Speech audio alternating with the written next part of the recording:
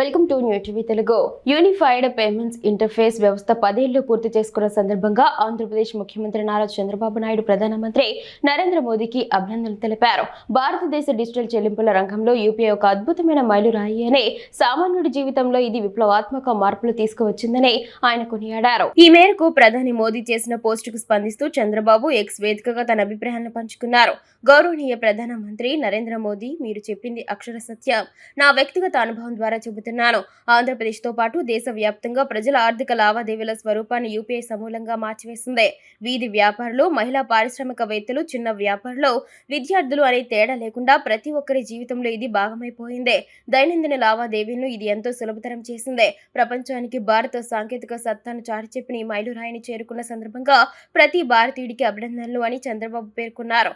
అంతకుముందు యూపీఐ 10వ వార్షికోత్సవాన్ని పురస్కరించుకుని ప్రధాని మోదీ పోస్ట్ చేశారు. భారత డిజిటల్ చెల్లింపుల ప్రయాణంలో యూపీఐ ఒక కీలక మలుపు. దీని విస్తృతి స్థాయి ప్రతి భారతీయుడికి గర్వకారణమని ప్రధాని తన పోస్టులో పేర్కొన్నారు.